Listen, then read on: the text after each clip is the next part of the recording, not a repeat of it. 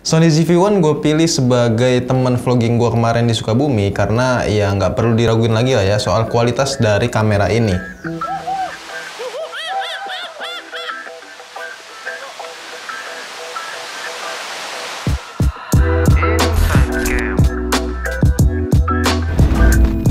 Oke, kita sekarang udah di perjalanan masuk ke hutan lindung. Sekitar perjalanan tuh kata abangnya tadi 3 jam normal. Gue udah jaga ini aja nih. Slap 2 kali. Oke guys, si Adip masih ngeri-ngeri sedap. Jadi A-nya tour guide-nya masih bertanggung jawab. Jadi gue kemarin sempat bikin vlog murni, artinya tanpa ada selipan video sinematik. Jadi gue bener-bener menguji kualitas dari video maupun audionya langsung ya. Nah, selain ada kameranya, gue juga punya ini nih, ada windshield-nya yang kayak kalian tahu ini adalah gunanya untuk meredam mikrofon atau meredam noise dari sebuah mikrofon. Karena kayak yang kita tahu, kalau mikrofon di Sony ZV-1 ini emang kelihatan gede banget gitu ya. Ini udah stereo pastinya. Bahkan menurut gue lebih mirip speaker dibanding mikrofon bawaannya gitu. Nah, terus untuk mendukung aktivitas vlogging gue juga dapet ini nih, hand gripnya dari Sony. Dan biar megangnya enak, karena tangan gue emang ya agak lebih besar ya dari kameranya, jadi gue megangnya lebih enak pakai grip gini aja gitu. Dan ini bisa jadi remote control sekaligus ya, kalian tinggal colokin aja. Di sini ada kabelnya. Dan di sini juga ada beberapa tombolnya, kayak misalnya tombol movie, foto, dan juga zoom in dan zoom out gitu. Nah, alasan gue kenapa pilih kamera Sony ZV-1 sebagai teman vlogging gue, karena selain kualitas videonya yang udah oke, juga karena bentuknya ya yang compact, karena ini kan emang dasarnya kamera compact gitu, atau bisa dibilang juga kamera pocket ya. Nah, tapi walaupun kamera ini bentuknya compact, dia juga punya port mikrofon eksternal. Jadi kalian bisa menambahkan mikrofon eksternal sekaligus ya ketika untuk vlogging kalau dirasa mikrofon bawaannya ini masih kurang bagus. Tapi menurut gua untuk mikrofon bawaannya ini udah cukup bagus lah ya buat ngevlog. Oke, kali ini gue lagi ngetes suara ya. Kan beda. Kali ini gue lagi ngetes suara menggunakan Sony ZV-1 dan ini menggunakan mikrofon bawaan yang menggunakan dead cat ya. Jadi di sini banyak angin. Gue udah lari. Ya lari. Nah, selain itu juga ada port HDMI. Dan juga USB micro. Bentar. Oh iya. Dan di USB ini kalian bisa buat ngecas sekaligus ya, tanpa harus mengeluarkan baterainya langsung. Membuat sistemnya lebih praktis ataupun lebih simple. Untuk kamera semungil gini menurut gue tombolnya ini agak kebanyakan ya, karena kadang gue masih suka nyari-nyari gitu yang mana nih tombol on off, terus tombol record yang mana gitu kan. Tapi menurut gue itu cuma masalah adaptasi aja ya, karena kelamaan nanti kalian juga bakal terbiasa gitu. Dan juga ketika gue pakai dead cat atau windshieldnya, tombol on off-nya ini agak sedikit ketutupan. Jadi ya kayak yang tadi gue bilang, masih nyari-nyari gitu. Dan buat lensanya ini pakai yang built-in atau yang nggak bisa diganti-ganti alias lensa tanam. Ini pakai yang jenis Sony Zeiss 2470 f1.8 vario sonar ya. Dan ini yang salah satu menjadi alasan gue juga kenapa gue pilih lensa ZV-1, karena dia udah bisa dapat bokeh ya dengan bukaan yang cukup lebar di lensanya gitu. Terus juga focal length-nya menurut gue ini ukuran yang favorit ya, 2470. Jadi ya standar, nggak wide dan juga nggak tele. Oke, lanjut ke layar. Layar dari Sony ZV-1 ini sangat lebar ya menurut gua untuk kamera sekompak ini gitu loh.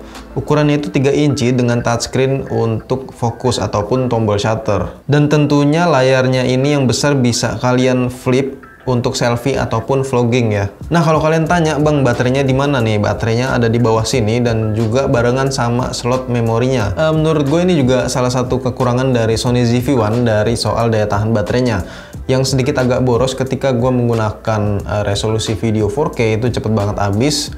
Jadi gue lebih akalin aja ke Full HD yang 1080, paling yang 60 fps kali ya. Ya biar baterainya sedikit agak lebih awet aja. Jadi saran gue buat kalian yang mau beli Sony ZV-1 adalah harus beli 2 baterai ya minimal. Karena yang satu buat cadangan, tapi kalaupun enggak juga nggak masalah sebenarnya, karena kamera ini bisa dicolok langsung untuk ngecas. Jadi ya lebih simple gitu ya.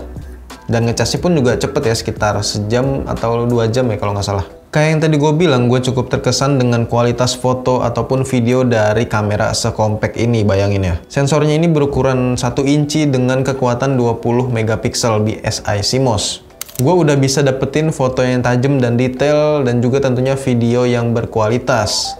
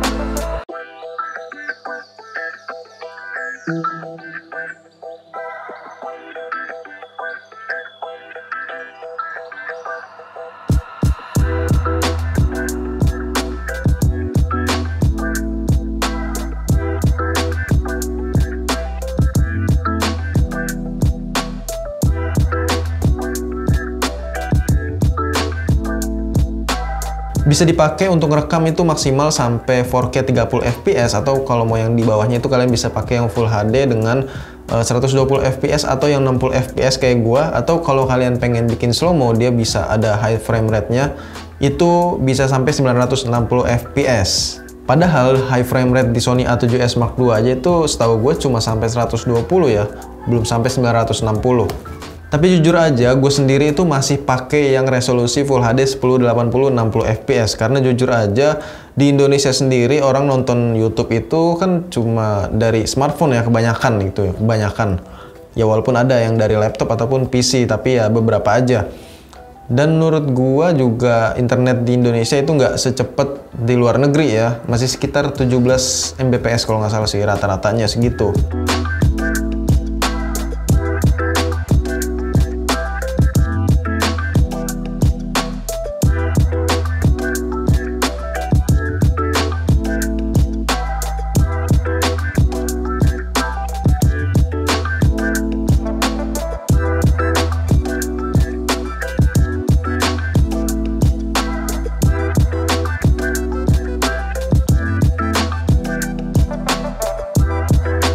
Pilihan gue untuk menggunakan resolusi Full HD 1080 itu menurut gue udah cukup tepat sih. Karena menurut gue resolusi segitu ya emang nggak jelek amat, tapi udah cukup oke lah kalau buat video konten-konten YouTube. Nah, untuk durasi ngerekamnya, kamera ini bisa sampai 30 menit tergantung dari memori yang kalian gunakan. Dan kalau ditanya, bang gampang panas atau enggak kameranya? Nah, kalau gua kemarin kan kebetulan menggunakan kamera ini buat ngevlog itu di tempat yang agak tinggi ya, alias pegunungan gitu, yang udaranya itu nggak terlalu panas alias sejuk. Dan gue juga ngevlognya itu pakai hand grip ini, jadi ya nggak kebanyakan megang kameranya langsung kayak gini ya. Tapi menurut gue sih masih wajar ya, panasnya nggak terlalu panas banget, dan ya tergantung dari tempatnya mungkin ya. Kalau kalian panas-panas terik gitu ya mungkin agak lebih cepat panas. Nah, sebenarnya autofocus menjadi salah satu hal yang cukup menarik gua untuk menggunakan Sony ZV-1 ini, yaitu namanya fitur Product Showcase AF-nya. Jadi sistem autofocus ini lebih memprioritaskan subjek yang lebih dekat dengan kamera. Ya, kayak misalnya kalau kalian tahu ya, kayak vlogger atau misalnya YouTuber makanan, terus dia ngevlog nih misalnya. Nah, dia mencoba mendekatkan makanannya kayak gini gitu ya misalnya, terus belakang background itu ditutupin ya kayak gini. Nah, kalau di kamera ini kalian gak usah kayak gitu lagi, jadi udah otomatis bakal fokus. Mantap. Nah, terus ada satu lagi fitur autofocus dari kamera ZV-1 ini yang cukup menarik, yaitu adanya tombol yang di pojok sini nih, namanya the focus background. Jadi kalian bisa pilih mau backgroundnya itu fokus ataupun mau ngeblur gitu, misalnya kayak gini nih.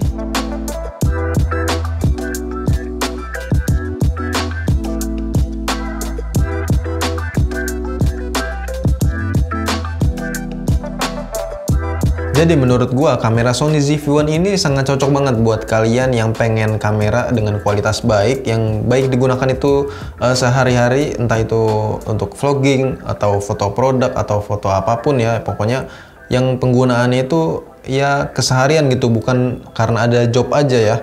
Dan juga buat kalian yang nggak mau ribet soal mindahin data ataupun nggak mau ribet soal audionya, ya pokoknya terima jadi aja lah gitu ya.